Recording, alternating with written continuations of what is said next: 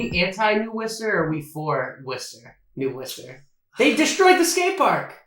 Yep. So they destroyed the skateboard park because of the graffiti. But they brought in a company called Powwow Worcester, but it's actually a corporation. And they make graffiti. It looks like all their graffiti looks like they sent people to a class where they learn how to make their own graffiti. Right? If you look at all the pictures of Powwow Worcester, all the graffiti looks the same. A cool PR stunt would have been to find those people who did the skate park they were destroying before they destroyed it, brought them down there, told them, we are destroying this, but we want you to collaborate with other artists, because some of the murals are amazing. I don't like that smiley face mural on the side. I missed the one with the beer on it. Remember that one? No. On the side of the Palladium, out on the outside. Oh yeah. That I missed that. Why'd they cover? Why couldn't they cover something that wasn't already done? Yeah, recreate. They should have just touched that up. That was a good. Yeah, that was. Or is it promoting drinking? Who cares? That's commerce in Worcester. The best. And they let some guy buy up all that real estate They tore down that mall, and they let that one guy buy up all the real estate. Puts in all these like fucking the 110 Grill and fucking what Fuel America, the coffee place. I went in there because I wanted to test it out. It cost $4.25 for a medium coffee, and it tasted like cigarettes. Not to be a hater, but then you go across the street to the Grid coffee shop. Yeah, their coffee's not that good either. The drip coffee wasn't good. I did get an Americano, or a dirty chai latte, and obviously the espresso coffee was decent, but it's an old building. And the heating system in the winter, no bueno. Super cold. I set my computer up to do some work. I was going to do stuff. Yeah. Got a coffee and I'm sitting there and it just everyone was freezing. It was 0 degrees in there. But they go, oh, the system never works. It's an old building, blah, blah, blah. Birch Tree was cool. Birch Tree came right before, some of the cool stuff that came before that. Awful Grid and Powwow Worcester. I like that you don't like it because I just saw a sponsored video. I don't like it. I'm just I just want to go to. Let's just go to Vincent's and eat a meatball sandwich. Yeah. You're saying you saw a sponsor? On Instagram, I saw a sponsored video for the Grid, and it was it was everything I didn't like. It's it was mechanical, a zoom in and people who, I don't know, maybe I'm just hating because it's tough because we grew up here. It's like Rudy Giuliani's version of Times Square. The Worcester Red Sox? I love how... Is it the Reds, what? Paw Sox? It's Paw Sox, but it's in Worcester. Oh, so they're now the Worcester Sox? Yeah. That almost sounds like Worcester Sucks. You gotta be careful with that. No. Rebrand. And then they got all these...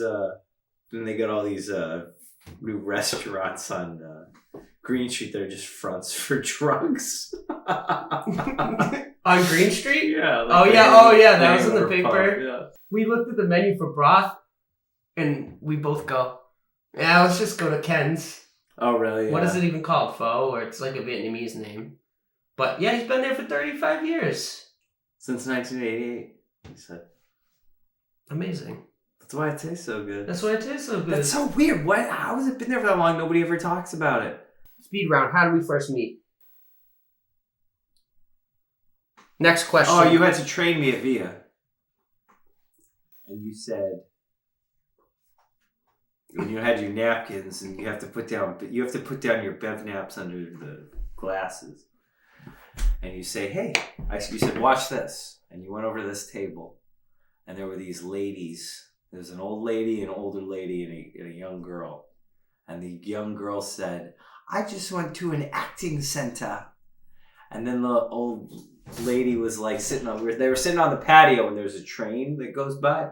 The train was going by and this old lady goes, that choo-choo went by. That choo-choo reminds me of my old days hopping the trains. And then Rich Mark said, all right, we're going to give those people some time. They're a bunch of cuckoo clocks.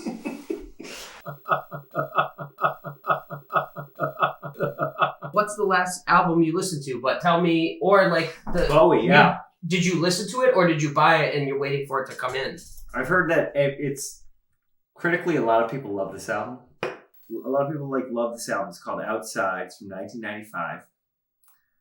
And Bowie? How many albums? This guy, he has a lot of albums. It's like 30 something albums. Yeah. That's wild. I've been collecting, son. I have 1987's Never Let Me Down, which is they say is his most maligned, most hated album. But he was always sad because the production of it was always very glossed over 80s, like too much shit in there and too much overproduction. And they just released a remix of that album. Sounds so much better, more modern. I would like to, but you can only get it in the box set. It's like over $200. I would like someone to blog or to make videos about artists' worst albums. Yeah, because that to me is interesting. Like, I want to listen to the work of what pop culture thinks is the worst album, because define that. It's probably, there's undertones of greatness in there, especially when you're making music, or that time in his life. You're making music for 40 years. That's your story of your life. So like listening to a collection like David Bowie from beginning to end to his last album, you could probably know what kind of person he was. Well, I ordered Outside today. It comes on the Thursday. Album's called Outside Today, or I ordered it today on Amazon Prime, so it's coming in 2 days. A supposed used copy of it's coming from Amazon warehouse. I don't know how the fuck that happens. How many vinyl records do you have? I don't know. How many did you buy in the course of a year? Close to 200. So you just I just went nuts. Yeah. Because I was bored. I would have days off and I would go, oh, well, what am I going to do? Oh, why don't I just go to Littleton, Mass, to the Vinyl Vault and just sift through their piles and piles of records for 3 hours. Have you been to Joe's in Worcester? Joe's is good. Joe gets mostly new stuff.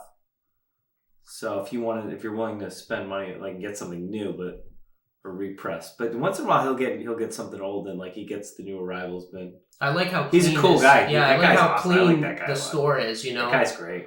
You go in and it's like there's a care and a maintenance in every shelf that I respect a lot. Well, all those guys, everybody in New England, all the vinyl people, there's only a handful of them. They all know each other. And I remember I went to Records the Good Kind in Connecticut. And the owner there was impressed that Joe barcodes everything. Name every record store you know in New England. Joe's Albums. That's Entertainment. Jellies has records. So there's 3 in Worcester. I don't know the names of the Providence ones we went to. Yeah, have I gone to any of those? There's Apocalypse. Isn't it Apocalypse? I don't know the names. In Providence, and it's also in Cambridge. I've been to the one location in Cambridge. I don't know. I haven't been to the Providence ones. I should, right? There's 2 good ones. Vinyl Vault in Littleton, which he has a great selection, but you pay through the nose. What else have we got? We've got any on Newbury Street, maybe? Records the Good Kind somewhere in Connecticut. Newbury Street. Newbury Comics on Newbury Street. Maybe we could do Mass Avenue, son. We'll go record shopping this spring. Listen to my demo. Demo. Listen to my demo. Listen to my demo. Demo. Listen to my demo. And it's about like their cassette that they made, and now they like try to push it through out of their trunk, and they're just trying to get people to listen to their demo so they can blow up.